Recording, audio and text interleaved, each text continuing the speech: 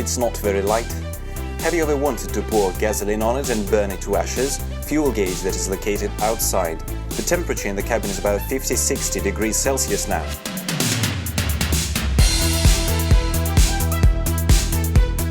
For 10 million rubles you can buy 11 Volkswagen Polo sedan or rent a similar car for 3 years, or buy this. Oh no, not this. This is what you can buy for 10 million rubles. Our show is about the most expensive cars in Russia, and this is Drift Vaz 2005, better known as Zhigatsar. Let's start with the main thing. This Zhiguli is more powerful than Porsche 911 Turbo S, Jaguar F-Type SVR, Mercedes AMG GT and Nissan GTR. A LADA that is more powerful than GTR. Always wanted to say that. Usually when we talk about the Zhiguli that it goes sideways, we imagine something like this. For how long do you plan riding on this? Till the back part falls off. But it can be different. Fedya Vorobyov, the owner of this car, works on this project for all his life. If you are acquainted with this project, you know that this car looked like that, and probably you know the reason why it has changed. Теперь эта машина выглядит несколько иначе. Вот этот момент. Zhigatsar is dead. Long live Zhigatsar. That's our favorite Russian drift car, and you see it in front of you in its new incarnation, and it rides again. Do you really want to sell it for $161,000? Yes, why not? What would you buy then? Another LADA? I will buy and build 2 cars like these. Of course, all windows except the windshield are made of plexiglass, but my favorite is in the back. It has a special hole for the cooling radiator. Yes, the engine is in the front and the radiator is in the back. Another cool racing feature is the fuel gauge that can be seen only from outside, so you could easily see whether it needs to be filled. A plastic hood was installed here before the crash, and then they installed the original one. It's pretty heavy, made of metal. Inside there's a Toyota 2JZ-GTE engine. That's a common thing to see in a situation like that.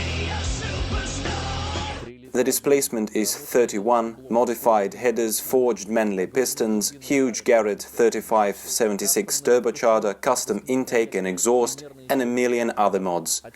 The rev limiter is at 7,500 RPM, and all that gives this car more than 600 horsepower and more than 800 Newton-meters of torque, and that's very much taking into account that the weight of this car is less than a ton. Have a look at the suspension. The owner says it's almost stock. For me, it has nothing in common with stock suspension. This engine works with a BMW gearbox called ZTF 320, and which is installed on a 3-liter version of BMW and feels just fine. I forgot to mention the trunk. Anyway, there's nothing interesting here, there's even no floor. What do you think? Is LADA worth investing so much money, or it would be better to build a JDM drift car from scratch? Let's find it out in the comments below. What's better, modified LADA or a well-made Japanese car? Let's stop talking and let's get inside. Very comfortable, just like in any other car with a roll cage. One leg, then another. Everything is well thought, grooved aluminium floor is covered with cloth, other parts have a carbon fiber finish. I especially like the Nardi wheel, it looks great. Changing gears is standard, but the reverse gear is a bit different, to yourself and forward. The scariest lamp of all is the oil pressure lamp, it's on the right. If it turns on, you have to turn off the engine immediately. Have you ever had a desire to burn this car to ashes?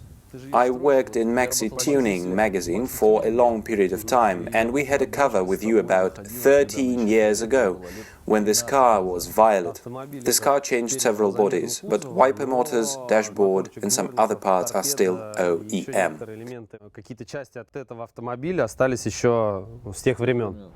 The car starts like this. We turn these switches on, the mass, the fuel pump, brake clutch starter, and after it started, I was asked to turn on the third switch as well. I don't know what it is, but I'll do it. What's interesting, you start from the second gear. The first is useless here. Let's go.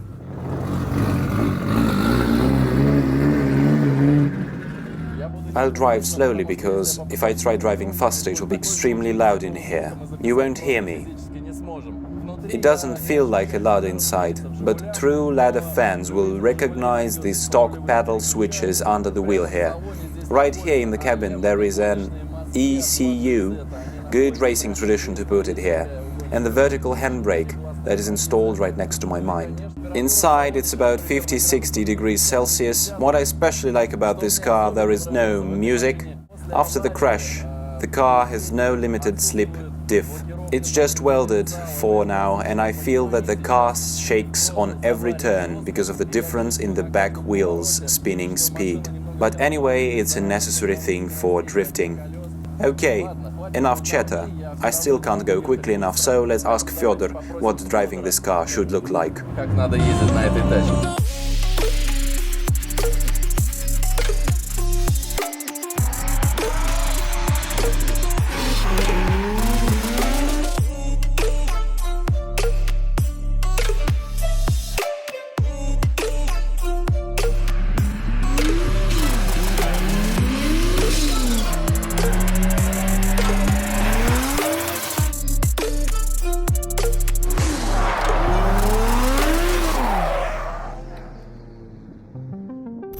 Look what I've got here.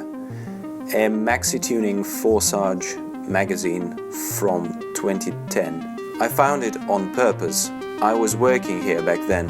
Look, a good boy, that's about you. I haven't seen this. If you'd like to build a drifting LADA 2105, it has an instruction in it. Thanks, that's cool. I've seen many magazines with me, but not this one. Thanks.